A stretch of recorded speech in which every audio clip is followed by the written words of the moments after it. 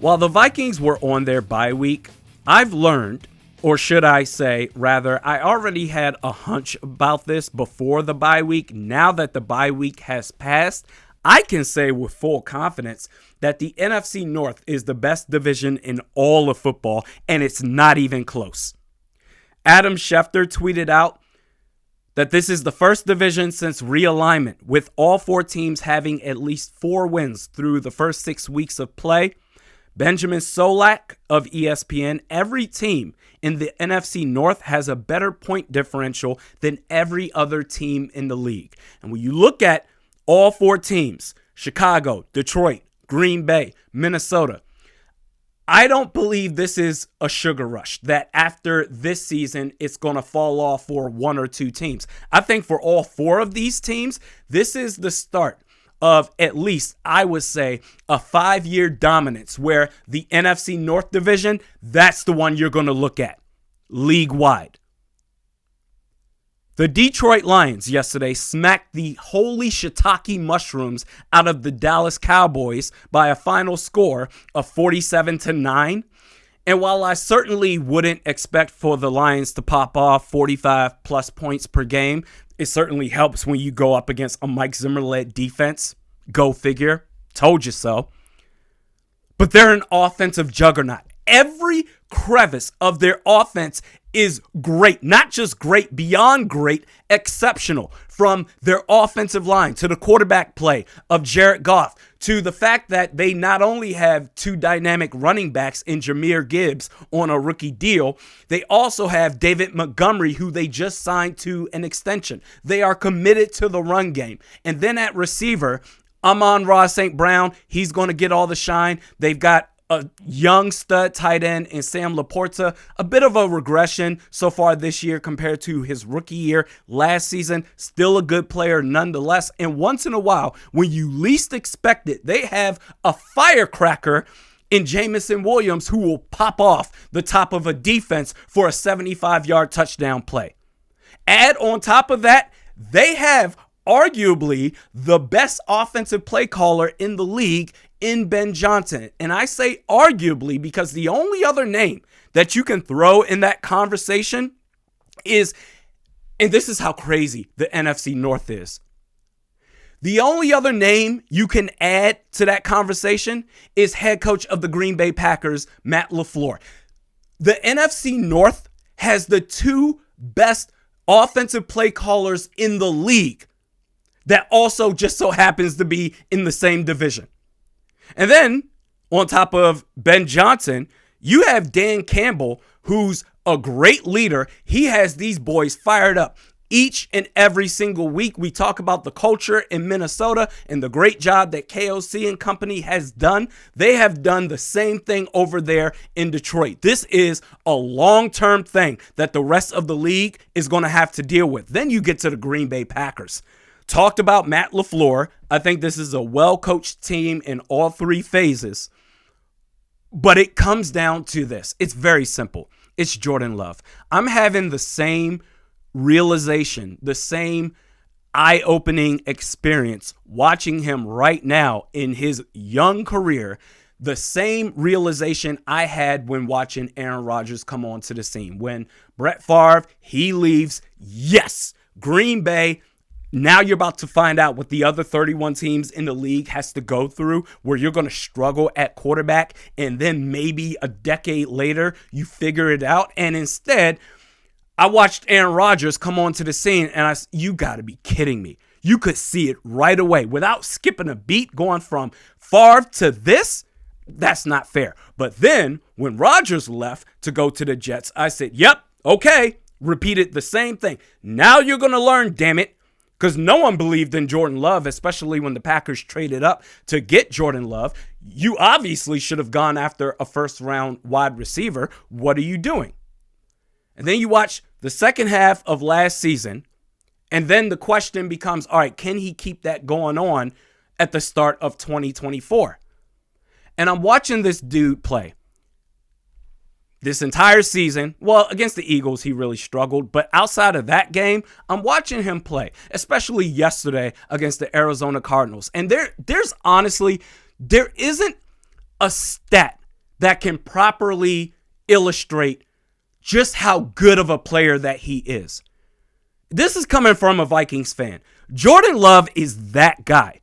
You just watch him in terms of the poise, the command. He doesn't get rattled. He takes what the defense gives him. And he's so great, and I'm going to say great of a quarterback already, that he doesn't even need a true number one receiver. They're deep as hell at receiver to where they can spread the ball around. Anybody can make plays. It's not just one guy dominating all the targets. You've got Christian Watson, Jaden Reed, Dontavian Wicks, Romeo Doubs. He can pass it to any of these guys, whereas on any team in the league, I don't think they would qualify as a wide receiver one. But guess what? The greatness of Jordan Love already in his young career, he can make all these guys work. And then looking at the Chicago Bears, they're 4-2. The only thing that you can, if you want to nitpick at them for, is the quality of competition that they have gone up against. However, I will say their 2 losses were within 1 score. The Jags game yesterday, you could see Caleb Williams start to finally put it together, that he recognizes the advantage that he has with his receiving core of Keenan Allen. Now that he's healthy, that certainly helps.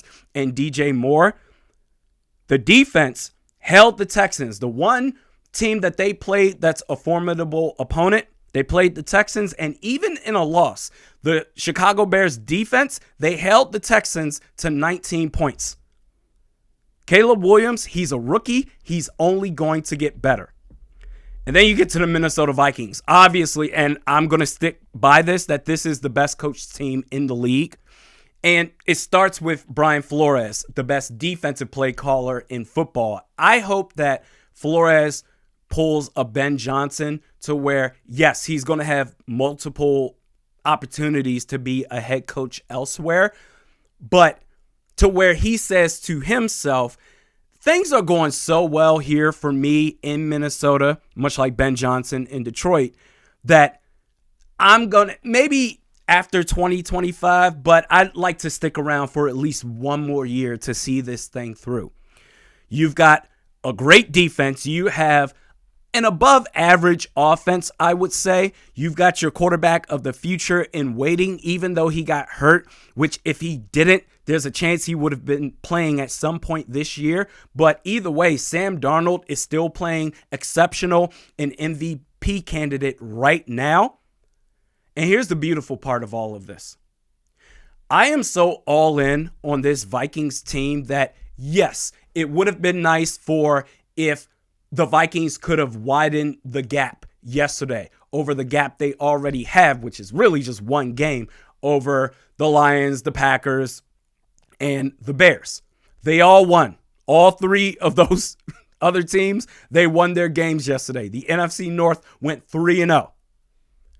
I don't care. I'm so all in on this team that it doesn't matter. You control your own destiny. This is what you should want right now.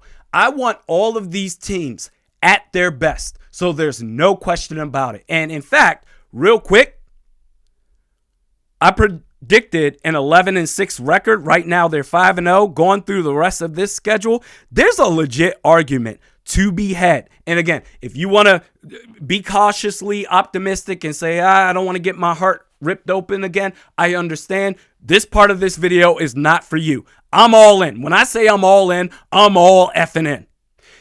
There's an argument to be had, me predicting 11-6 before the season started, that worst case scenario, looking at the rest of this schedule, that they can go 15-2, worst case. Best case scenario, 16-1. I do believe they're going to split the series with Detroit. That I do next week's game, because it's at home, I'll give the Vikings the advantage there. But even after that, against the Rams, no thanks. That's going to be a W. The Colts, whether it's Joe Flacco or Anthony Richardson, W. Jags, W. Titans, W. The Bears, I do believe the Vikings, as good as the Bears are right now, that the Vikings are in a different, they're a little bit more advanced compared to where the Bears currently sit. So I think they're going to sweep that season series. The Cardinals win. The Falcons, Kirk Cousins, win. Seattle, win. I would say, or I would have said at one point that, I think they're going to split with Green Bay, but seeing that Minnesota already got the win at Lambeau on the road, now the second time around, you're going to see them at US Bank Stadium. I think that's going to be a win, to where then we get to the final game of the season. It might get put into prime time. Vikings versus Lions at Detroit. I can see them taking an L there. This team can legitimately go, worst case scenario, 15-2.